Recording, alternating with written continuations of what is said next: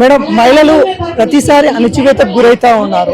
ఈ టైంలో కూడా ఒక ట్రైనీ డాక్టర్ కూడా ఒక అణచివేతకి, ఒక కిరాచకుల చేతకి చిక్కింది.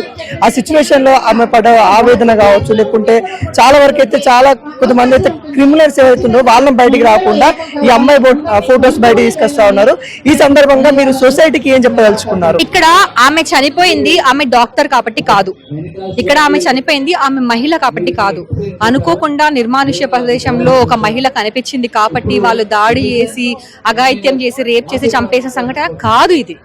హాస్పిటల్లో ఒక డాక్టర్ పైన సామూహికంగా కొంతమంది పురుషులు దాడి చేసి, రేప్ చేసి, అమానవీయంగా, మనుషులు ఎవ్వరూ అటువంటి మరణాన్ని ఫేస్ చేయకూడదు, అట్లాంటి ఒక మరణాన్ని తను ఫేస్ చేసింది.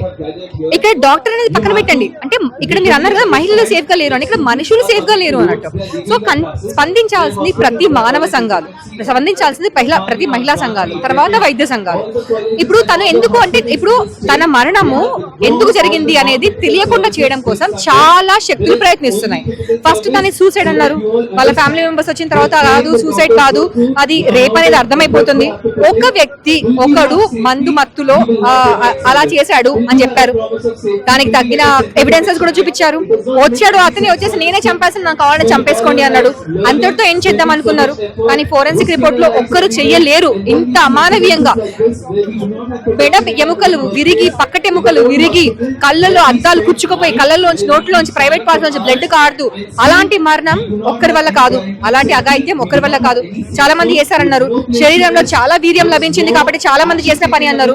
సో అప్పుడు చాలా మంది ఎవరు ఇప్పటికి కూడా తెలియదు, ఆ చాలా మంది ఎవరు. అండ్ ఆ హాస్పిటల్ వాళ్ళు, ఆ ప్రభుత్వము ఎందుకు వాళ్ళను దాచడానికి ట్రై చేస్తుంది. ఒక 1000 మంది మాబ్ హాస్పిటల్ మీద దాడి చేసి విధ్వంసం చేశారు. ఎవరు వస్తారండి? మీరు నేను పిలిస్తే 1000 మంది వస్తారా? లేదు. సో దీని వెనకాల చాలా పెద్ద కుట్ర ఉంది. ఆ సంగతి తెలిసి, అంటే 1000 కోట్ల ఇన్వాల్వ్మెంట్ ఉంటది, ఆ సంగతి తెలిసి ఈమె ప్రశ్నించే ప్రయత్నం చేసింది. అందుకని కొన్ని రోజుల క్రితమే తన కార్ ని ధ్వంసం చేశారు. తన గత 1-2 నెలలుగా చాలా ఏదో ఫ్రిక్షన్ ఎదుర్కొంటోంది. కాబట్టి ఇక్కడ జరిగింది ఏంటి? ప్రశ్నించిన గొంతుకొని నులిపేసే ప్రయత్నంగా నులిపేశారు. కాబట్టి డెమోక్రసీ ఇప్పుడు ప్రమాదంలో ఉంది. కాబట్టి ప్రజాస్వామ్యం అనేది ప్రమాదంలో ఉంది. నిజం ఏంటి, అక్కడ అసలు ఏం జరిగింది అది తెలియడం ఇంపార్టెంట్. ఖచ్చితంగా మన దేశంలో ఉన్న ఏ వైద్యులు సేఫ్ గా లేరు, ఉమెన్ సేఫ్ గా లేరు. ఉమెన్ కి సేఫ్టీకి సంబంధించిన రూల్స్ రావాలి, స్ట్రిక్ట్ రూల్స్ ఇంప్లిమెంట్ కూడా అవ్వాలి. ఆ రిక్వైర్మెంట్ కంపల్సరీ ఉంది. ఇప్పుడు ఇన్ని కోకొల్లుగా మెడికల్ కాలేజ్ స్టార్ట్ చేస్తున్నారు, ఏ మాత్రం వసతులు లేని చోట కూడా మెడికల్ కాలేజ్ స్టార్ట్ చేస్తున్నారు. పీజీని స్టూడెంట్స్ అక్కడ పంపిస్తున్నారు. వాళ్ళు ఎటువంటి అభద్రతా భావంతో, ఎటువంటి కష్టంగా బ్రతుకుతున్నారు అనేది అనుభవించే వాళ్ళకి తెలుసు. కానీ వర్క్ ప్లేస్ మేము కూడా చేసాము. చాలా ఒక కంప్లీట్ క్లోజ్డ్ గా చీకటి రూమ్లలో టార్చ్ లైట్లు వేసుకొని వెళ్లే సందర్భాలు కూడా ఉన్నాయి. కానీ ఇలాంటి పరిస్థితి ఎదుర్కొనే అవకాశం ఉంది అనే భయం కూడా మాకు ఎప్పుడు కలగలేదు. ఇక్కడ జరిగింది కేవలం ఒక మహిళ మీద అఘాయిత్యం కాదు, ఇది it is not breach of safety, it is not breach of rape of women, it is threat to democracy. ప్రపంచ దేశాలు అంటే అమెరికాలో కూడా, న్యూయార్క్ టైమ్స్ లాంటి పేపర్స్ లో కూడా దీని గురించిన ప్రస్తావన వస్తుంది. ప్రతి చోట ప్రపంచం మొత్తం స్పందిస్తుంది. పాకిస్తాన్ మెడికల్ అసోసియేషన్ వాళ్ళు కూడా ఇచ్చారు దాని గురించి ఒక నోట్. కానీ మన ప్రభుత్వాలు ఏం చేస్తున్నాయి? అక్కడ ఒక మహిళా సీఎం ఉన్న స్టేట్, ఆ మహిళా సీఎం ఏం చేస్తుంది? కేంద్ర ప్రభుత్వం చేతిలో ఉంది కదా, సిబిఐ అప్పచెప్పారు కదా, వాళ్ళు ఏం చేస్తున్నారు? ఒక నోట్, ఒక సపోర్ట్, అట్లీస్ట్ అంటే న్యాయం చేస్తామని ఒక మాట, అట్లీస్ట్ ఆ దుర్మార్గులని రక్షించకుండా ఉంటున్నారు అనే ఒక నమ్మకం కూడా మాకు కలగట్లేదు, ఇప్పటికీ కలగట్లేదు. ఎందుకంటే we don't know who are there.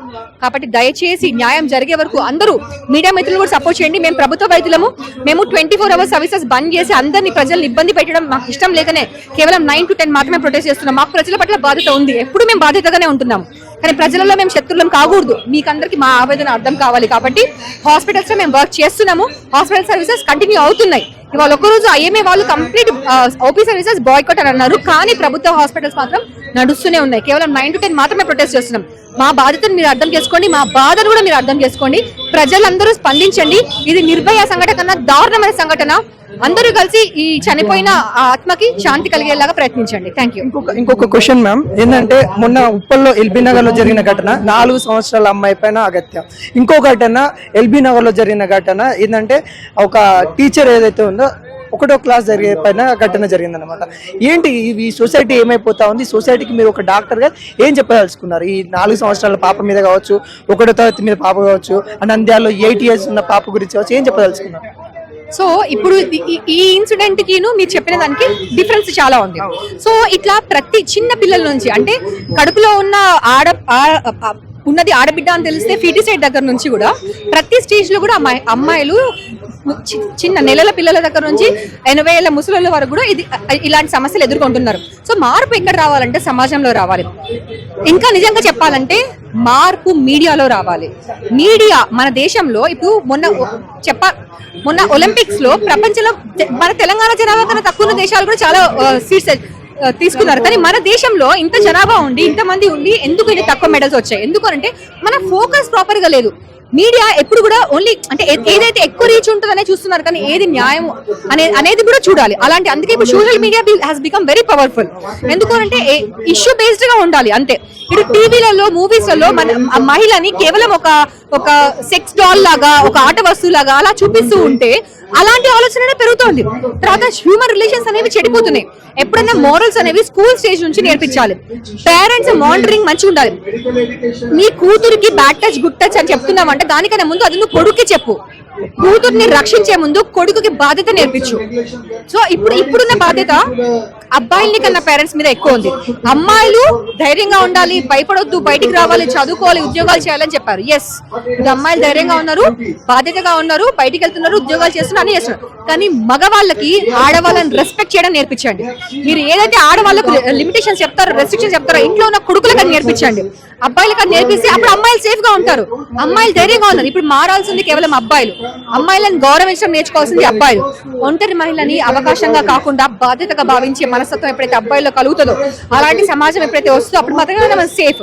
Parallel గా ప్రభుత్వాలు చేయాల్సిన పని ప్రభుత్వాలు చేయాలి. ఫర్ ఎగ్జాంపుల్ మీడియాని మానిటర్ చేయడము, మీడియాని కంట్రోల్ చేయడము, అది సోషల్ మీడియా కానీ, పోర్నోగ్రఫీ కానీ, లేకపోతే టీవీ మూవీస్ లో ఎలా చూపిస్తారు ఈ డ్రగ్స్ ని కానీ, డ్రగ్స్ అంటే అదేదో అంటే ఏ మూవీలో ఎలా చూపిస్తుందండి? మూవీస్ లో అబ్బాయిలు అంటే సిగరెట్లు తాగడం, మందు తాగడం, ఎంజాయ్ చేయడం, సాయంత్రం అయిందంటే మందు, సాయంత్రం ఏంటంటే ప్రతి మూవీలో అలా చూపిస్తే యువత ఏం నేర్చుకుంటారు? ఆబ్వియస్లీ ఇప్పుడు మనం యువతలో అడిగితే 60% మెన్ నువ్వు స్మోక్ చేయడం ఎందుకు నేర్చుకున్నావు అని అంటే నా ఫేవరెట్ హీరోని చూసి నేర్చుకున్నా అని చెప్పారంట, ఒక సర్వేలో తేలిందంట. సో అలా ఇన్ఫ్లుయెన్స్ చేయగలిగిన వాళ్ళు మంచి విషయంలో ఇన్ఫ్లుయెన్స్ చేయండి. ఇప్పుడు పెద్ద కోట్లు సంపాదించిన వీళ్ళు మీడియా వాళ్ళు ఎందుకు గుట్కాల యాడ్స్, సిగరెట్ల యాడ్స్, అలాంటి ఆల్కహాల్ అవి ఎందుకు ఇవ్వాలి? వాళ్ళకి డబ్బులు తక్కువ అయ్యాయా? సోషల్ రెస్పాన్సిబిలిటీ లేదా? వాళ్ళ దగ్గర నుంచి కూడా చేంజ్ రావాలి. సమాజంలో మార్పు వస్తారు. సమాజంలో ఇన్ఫ్లుయెన్స్ చేయగలిగిన వాళ్ళు ఈ సో కాల్డ్ సెలబ్రిటీస్, పొలిటీషియన్స్, వీళ్ళ అందరి నుంచి వాయిస్ వస్తేనే డెఫినెట్ గా చేంజ్ అనేది పాసిబుల్. సో మొత్తానికి ఈ రోజు మన భారతదేశం, భారత మాత అని అంటాము. అక్కడ మాత అంటే తల్లితో పోలుస్తాము. అలాంటి తల్లికి ఈ రోజు అన్యాయంగా జరుగుతా ఉంది. డెమోక్రసీ ఏదైతే నాశనం అవుతా ఉందన్నట్టు కూడా ఈ రోజైతే డాక్టర్లు అయితే వ్యక్తం చేస్తా ఉన్నారు. ఏదైనా కానీ అక్కడ జరిగిన ఘటన అన్యాయం అని కూడా చాలా మంది ఇక్కడ ఉన్న డాక్టర్స్ ఎవరైతే ఉన్నారో వాళ్ళు 9 to 12 లాగా వాళ్ళ యొక్క వాదన వినిపించి మాకు న్యాయం కావాలని కోరుకుంటా ఉన్నారు. తర్వాత వాళ్ళ విధులకు కూడా వెళ్తా ఉన్నాము. ఇటు ప్రజల ప్రాణాలు కూడా మేము కాపాడుకుంటా ఉన్నాము, కానీ మా ప్రాణాలకి రక్షణ లేదని కూడా ఇక్కడ డాక్టర్లు అయితే వాపోతా ఉన్నారు. ఏది ఏమైనా కానీ జస్టిస్ మనం కూడా కోరుకుంటా ఉన్నాము. ఇలాంటి ఘటనలు ఇంకా పునరావృతం కావద్దని కూడా కోరుకుంటా ఉన్నాము.